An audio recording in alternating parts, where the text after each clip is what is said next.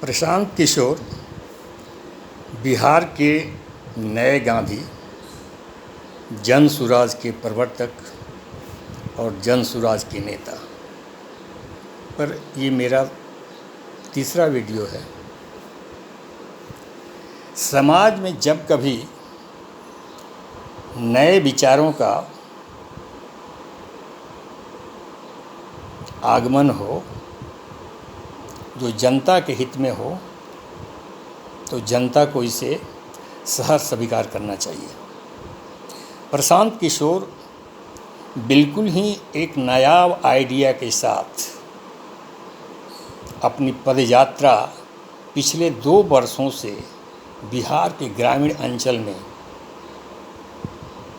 कर रहे हैं।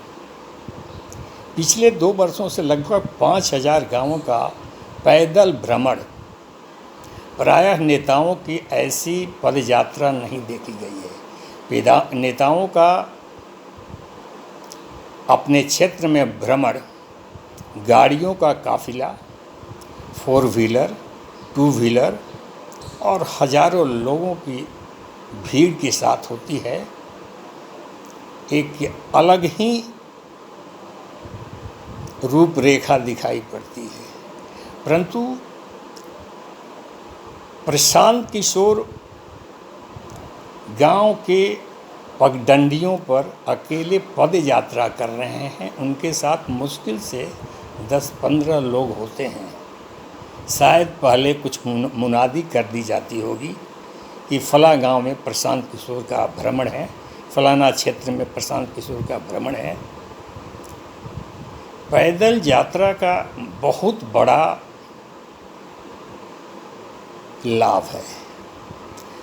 जब कोई नेता गांव-गांव भ्रमण करता है तो अपने आँखों से उसकी वास्तविक स्थिति को देखता है। बिहार जो एक गरीब प्रदेश है, प्रदेश की बदहाली और गांवों की बदहाली, जैसा कि वे अपने भाषणों में कहते हैं कि प्रदेश के आंकड़े जो बताते हैं प्रदेश की तस्वीर और गांवों की तस्वीर, गांवों की हालात उससे ज़्यादा बुरी है। यह बात कैसे पता चला? जब तक कोई पैदल भ्रमण गांव-गांव नहीं करेगा, उसकी वास्तविक तस्वीर को आंखों से देख नहीं पाएगा। यह सच्चे जन सुराज की यात्रा, उनकी सोच, उनका उद्देश्य बड़ा ही प्रशंसनीय है।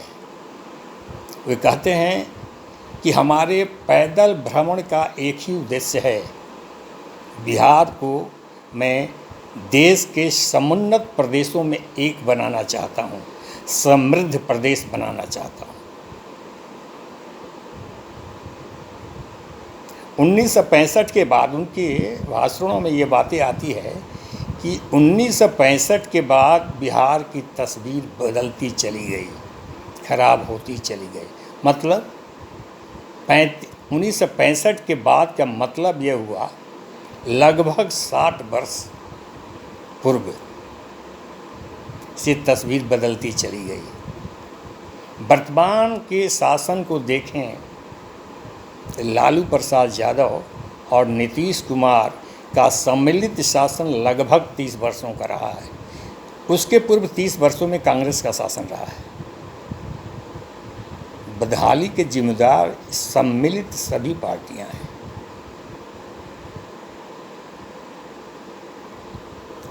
इस बात का बड़ा ही प्रशंसा होनी चाहिए कि इतने दिनों बाद भी कोई व्यक्ति खड़ा हुआ है जो इतनी बड़ी सोच रखता है समाज को बदलने का।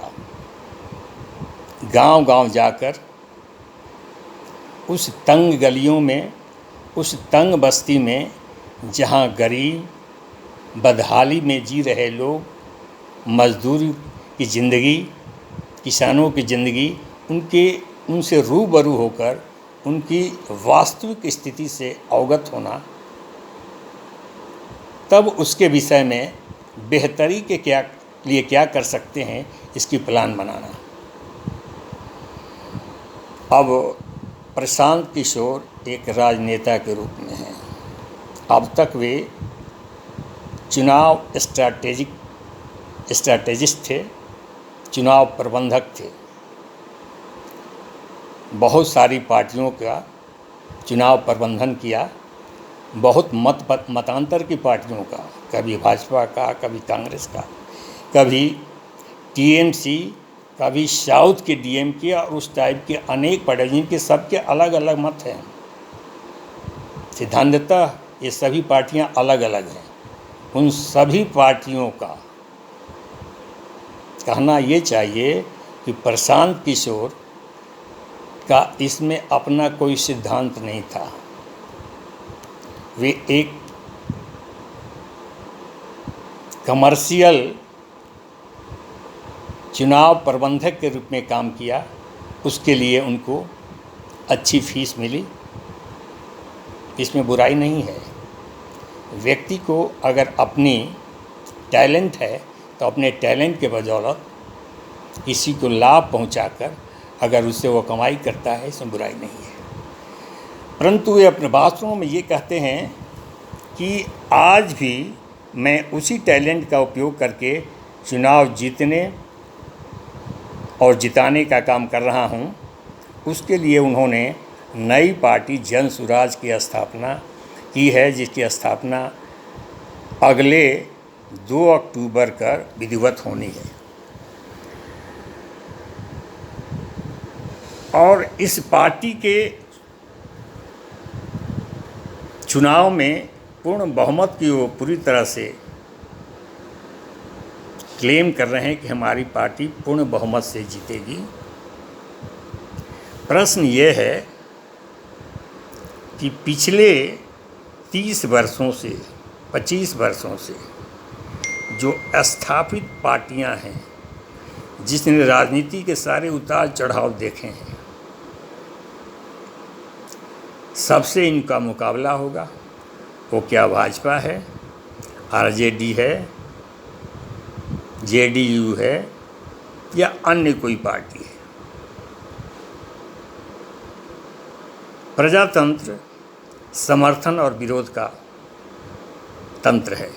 शासन उसी का होता है जिसको समर्थन सबसे ज़्यादा होता है। समर्थन की बात है। अगर इनकी पार्टी का बहुमत मिलता है तो शासन हो सकता है, कोई बड़ी बात नहीं है। परंतु शासन होने के बाद जनता के लिए क्या करने वाले हैं? सबसे पहले ये बात कहते हैं, जन सुराज पार्टी की सरकार बनने के 24 घंटे के अंतर्गत हम शराबबंदी को ख़त्म करके इसको पुनः स्टार्ट कर दें। शराब एक बड़ा ही विवादास्पद विषय है।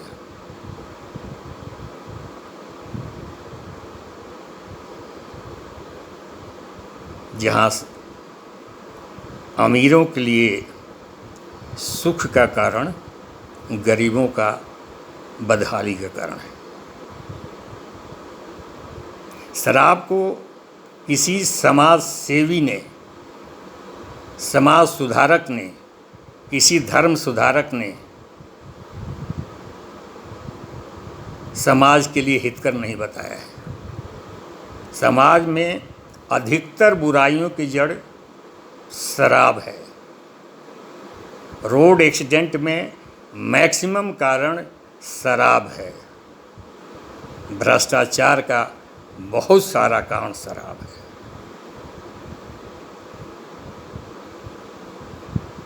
नीतीश कुमार ने शराबबंदी का निर्णय लेकर वह बड़ा कदम उठाया जो बड़े बड़े इस पर हिम्मत नहीं दिखा पाए। बिहार एक बड़ा ही गरीब मुल्क है। शराब सरकारों के लिए बड़ा ही इनकम का स्रोत पैदा करती है, रेवेन्यू का एक बड़ा स्रोत है। इस कारण कोई भी सरकार जल्द इसके विरोध में निर्णय लेने में घबराती है। परंतु नीतीश कुमार ने प्रदेश की आर्थिक स्थिति अच्छी नहीं होने के बावजूद उस करोड़ों गरीब परिवारों की भविष्य की चिंता की और प्रदेश को होने वाले आय की चिंता नहीं की। करोड़ों परिवार अगर सुधर गए, उनकी ज़िंदगी सुधर गई, उनका भविष्य सुधर गया, आर्थिक आय से ज़्यादा बेहतर है समाज सुधार।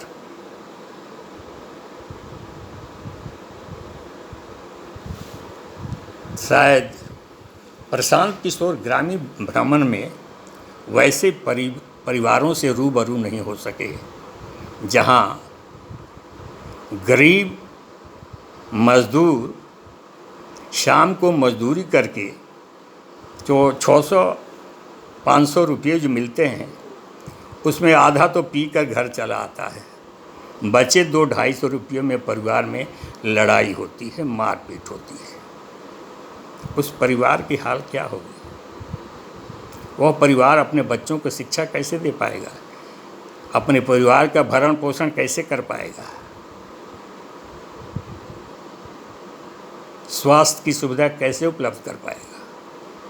इस बारीक चीज़ों को शायद उन्होंने अध्ययन करने में भूल की है। तभी तो वो कहते हैं कि जिस दिन जन सुराज पार्टी की सरकार बनेगी 24 घंटे के अंदर शराबबंदी को हम ख़त्म कर देंगे। एक तरफ तो प्रशांत किशोर वर्तमान सरकार में शराब माफियाओं का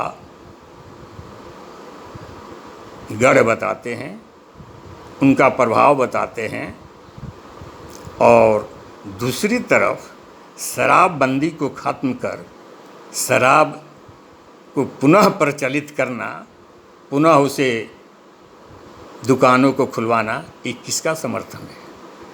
यह तो शराब माफियों का ही समर्थन है। फिर आपकी दो मुँही बातें कैसे?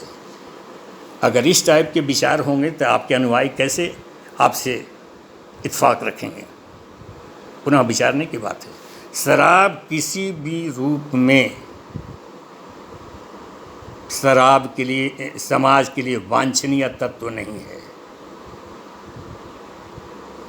ये मैं नहीं कहता, सारे समाज सुधारक, धर्म सुधारक सभी इसे एग्री हैं। इस्लाम में तो शराब को हराम माना गया है। इसकी चाहे जितनी भी आलोचना कर ली जाए, इससे शराबबंदी को गलत नहीं ठहराया जा सकता। शराबबंदी को बुराई करने वालों का कहना है कि शराबबंदी के बावजूद शराब का प्रचलन रुका नहीं है। चोरी चोरी दबे पांव से छुपे छुपे कुछ लोग शराब पड़ोसी राज्यों से मांगा कर इसका इस्तेमाल करते हैं।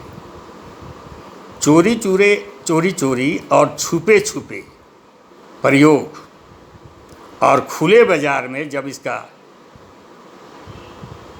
बंदीकरण समाप्त हो जाएगा, उसमें आकाश ज़मीन का फ़र्क होगा। कुछ लोगों के गलत प्रयोग से शराबबंदी गलत नहीं हो सकता है। शिक्षा और परीक्षा की शुचिता और पवित्रता को कायम रखने के लिए इसमें भ्रष्ट आचरण और चोरी को प्रतिबंधित किया गया है। बावजूद चोरियां होती है।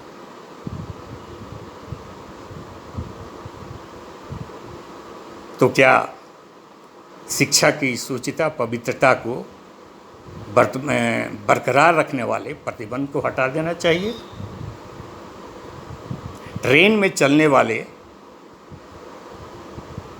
बेटिकट यात्री को दंडनीय अपराध माना गया है। बावजूद बहुत सारे लोग बेटिकट यात्रा करते हुए पकड़े जाते हैं।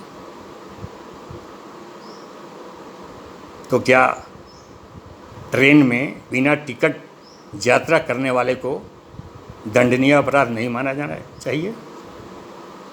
शराबबंदी हर हालत में प्रदेश के लिए उत्तम है, खासकर बिहार जैसे गरीब प्रदेश के लिए। यह हिम्मत की बात है। पूरे देश में मात्र 3-4 प्रदेश ही इतनी हिम्मत जुटा पाए हैं, जिसमें एक बिहार है, गुजरात है, नागालैंड है और एक और प्रदेश है। अच्छे चीज़ों का समर्थन होना चाहिए। प्रजातंत्र में विरोधी को विरोध करना है, इसलिए अच्छे चीज़ों का भी विरोध हो। वो जनता के लिए चाहे जितना भी हित करो, भारतीय राजनीति के लिए यह बड़ा ही बुरा है। और ख़ासकर प्रशांत किशोर जिस नए उद्देश्य के लिए अपनी पार्टी की स्थापना करने, अपने उद्देश्य की पूर्ति के लिए आगे बढ़े हुए हैं, विरोध के लिए विरोध नहीं, सिद्धांतों का विरोध होना चाहिए, व्यक्ति का विरोध नहीं होना चाहिए। धन्यवाद।